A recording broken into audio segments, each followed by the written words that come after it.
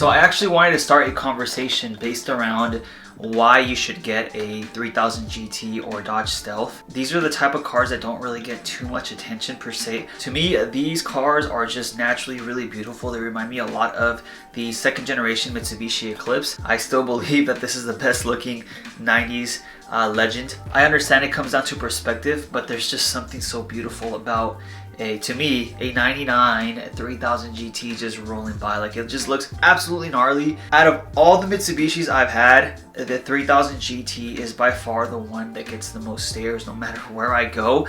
Even non-car people that don't really know what it is really get to admire a really nice and well done car by Mitsubishi back in the 90s. Mitsubishi in general just had a really good streak as far as building proper motorsport cars back in the 90s. We had the Evo, we had the Eclipse, we had the 3000 GT, we had what else? The Galant, we had the Starion in the 80s, and it's just pretty insane to see how Mitsubishi kind of went under the radar as far as most of these cars. Obviously, we have the Evo. The 3000 GT VR4 was a direct competitor to the Toyota Supra, the Nissan Skyline GTR, the Nissan 300ZX, what else? The FD RX-7, and that goes far beyond just aesthetics. Like, this thing was a V6 twin turbo car that produced 300 horsepower to the four wheels. Now, based on my research and based off what I know, the 6G72 is very capable as far as producing high amounts of horsepower on the stock block. Would they be able to reach crazy amounts of power or crazy amounts of tuning potential with a 3S if they actually gave it the chance, right? So I feel like the 6G72 wasn't explored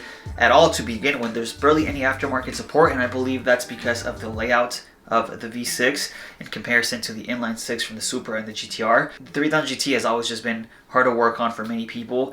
You do have to be experienced if you want to get one, especially nowadays, now that they're 20 to 30 years old. They're getting pretty old, so they're going to require a lot of maintenance as far as getting them back up and running. I do believe they're really reliable, especially compared to the reputation of the DSM platform. The DSMs are just known for the most part for being unreliable, and it trickles down to ownership. It's just the fact that Eclipses were way cheaper in comparison to the 3000 GT.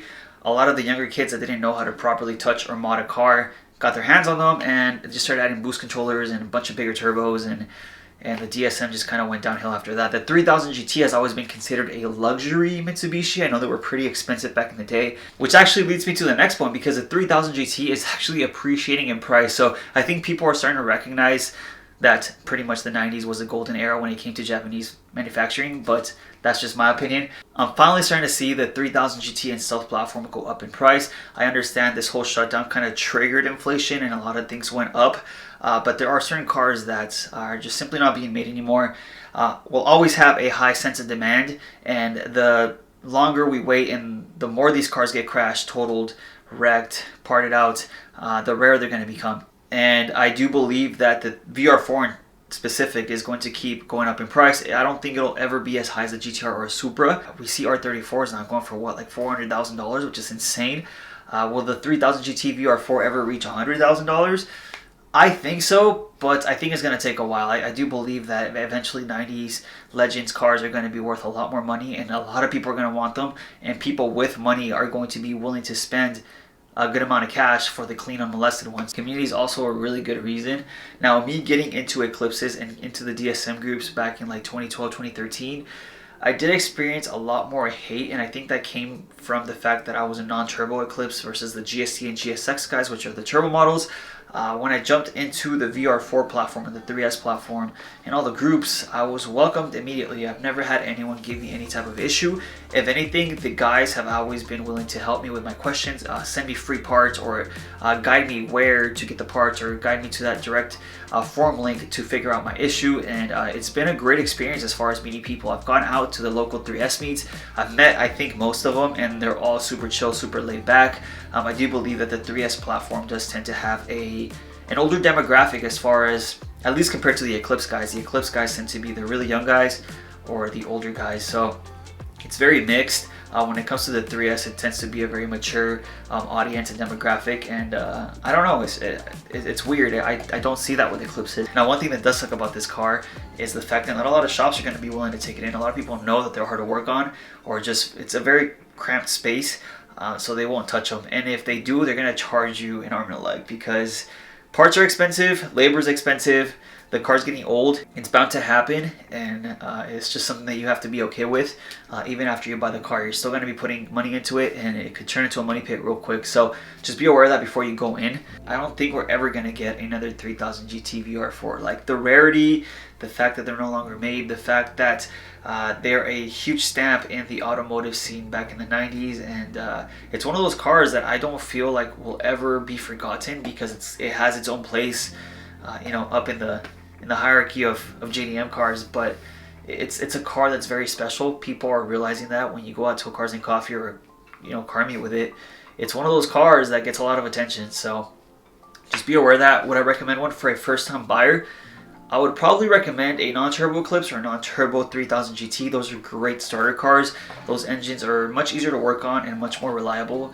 When you start adding forced induction like turbos and piping and vacuum lines, and you know, you start having fuel issues, like it becomes more of a headache, so it could get way more expensive. I would start off with that. Eventually, once you're ready to move on, sell that car and jump onto the turbo model.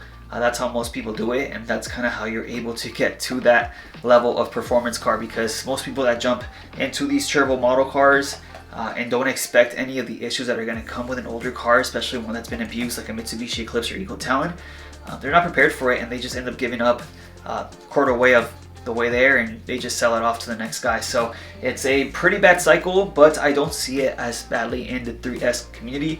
You should be okay. Just obviously do your research, check out the car, and make sure everything's working, and do all the maintenance. 60K, timing belt, water pump, oil pump, whatever you gotta take care of. Let's go ahead and go with the 3S guys. Let's go ask them what they think about the 3000 GT and if they recommend it for their first car.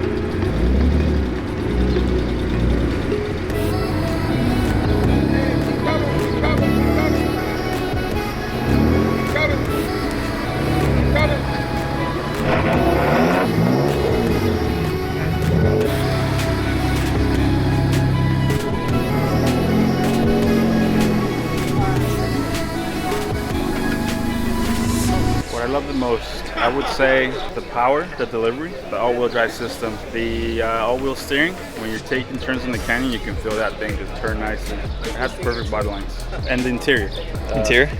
Like, you know how Supras are very driver-oriented? Yeah. This one, you sit in there and you feel everything's very towards the driver. Okay, so it's a driver car.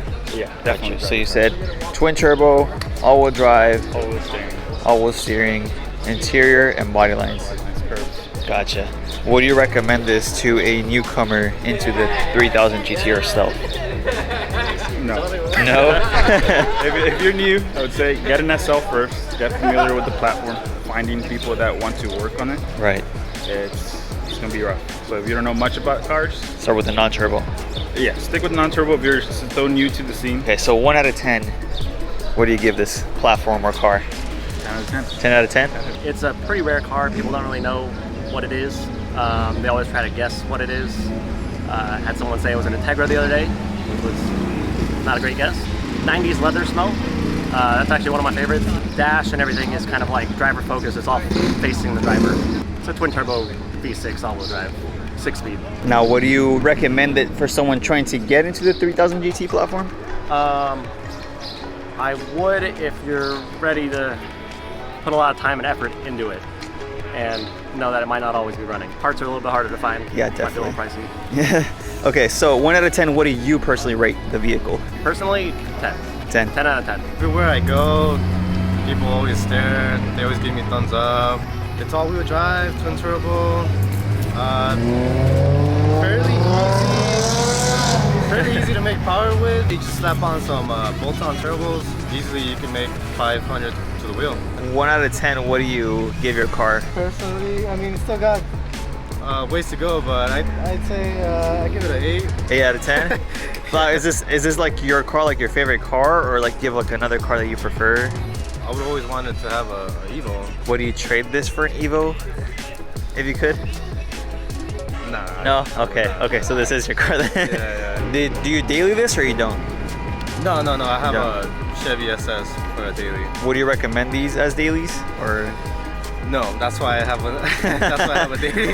I love the lack of attention that it has.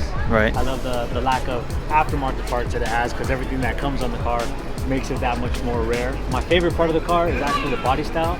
Okay. I love the fact that when you do modify it, it can be the most aggressive looking car out of all the cars from the 90s. Right. Out of all the icons, I feel like this one can look the most aggressive. The all-wheel drive. I mean, I've never really liked front wheel or rear wheel, so I like the all-wheel drive because of the handling. It's pretty simple to work on. A lot of people think that it's hard to work on, but it's actually pretty freaking simple. Right. So it's just getting your hands in somewhere in tight spots. But other than that, this car is very easy to modify. I recommend doing your homework before anything. Go on 3si.org, go on the boards before you jump into this car, because this car can have complications when it comes to people working on them, because a lot of people don't want to touch them. I've contacted so many people in the beginning, and everybody turned this car down for tuning, for just basic maintenance. So I pretty much had to learn myself. So my advice would be to do your homework, learn as much as you can about these cars, because you're going to be pretty much the only one that can work on it, and try to get involved in the community and just chat it up with a whole bunch of people. But you got to be prepared for this car. It might be a money pit just like anything else, but this one might just be a little bit more of a money pit. Right. So from 1 to 10, what do you give this car, just personally? I give this car an 8. Really? Yeah, I give it an 8 because there are hurdles with this car, and it does get a little taxing. There's so many times you want to quit. I'm pretty sure in every platform, everybody has their issues, but I think the 3000 GT. I think if you do something wrong, and it's all on yourself. If you fuck up, then it's gonna show, and it might be the smallest thing, but these cars are so sensitive. Right. Which is another reason why I love it, because it's the reason why you don't see that many of them, because they're on jack stands. I love the styling of the Stealth. It's a little bit more low-key than 3000 GT. It's color blue, it's Fiji blue. Eventually I'm gonna get it painted the original color. All-wheel drive, I love it, but I love the way this launches, the all-wheel drive. Twin turbo, I like how comfortable it rides. I drive this car long distances all the time, and it's just comfortable. Good highway cruiser. Why did you choose this over a 3000 GT though? It's the styling for sure. I mean, so my college roommate, he has a 3000 GT, and at the time I had my Z. Yeah. I would be working on my Z, but I would also be helping him work on his 3000 GT. Got it. And so slowly I started falling in love with this platform too as well. Right. But I didn't want to get a 3000 GT also because he had it. I wanted to be different. This one, I want to be a little bit different, but still have the same car. The thing I really love about these cars is actually the tail lights. It's different. It almost reminds me of like the newer Porsches. The interior, it's like a cockpit. Just overall, I feel like it's a great driving car. So for any people that are trying to get into the platform, like a Stealth or a 3000, what do you recommend? Or like what insight? What do you recommend this car as? Would I recommend it as a first car? Yeah. Ooh. It's not for the faint of heart. You should have at least either know how to work on the car yourself or have some deep pockets, because especially now parts are getting rare and labor's expensive because this is a specialized car. Right. So definitely I would recommend it if you know how to work on them. So from 1 to 10 personally, what do you rate this car for yourself? For myself, I would give it, this platform, I'd give it a 9. 9, okay. I would give it a 9 for sure. There's very few cars that I would prefer over this. Hope you guys enjoyed the video. I do want to make this a full comment section where we kind of discuss the topic. Feel free to disagree, feel free to agree. Just let me know in the comment section what you think about the 3000 GT platform. Would you recommend it? Where do you think it's going? Where do you think prices are going? Where do you think the supply and demand of them is going? Like, it's a cool topic that I would like to talk about with other people, and just the fact that I don't really have access to those people besides on the internet, it's kind of cool to see people's perspective online. So now if you're interested in seeing more 3000 GT VR4 videos, I'll go ahead and put my playlist down here below, and I'll go ahead and put the building a 3000 GT VR4 in 18 minutes for you to check out. So thank you for watching. See you on the next one.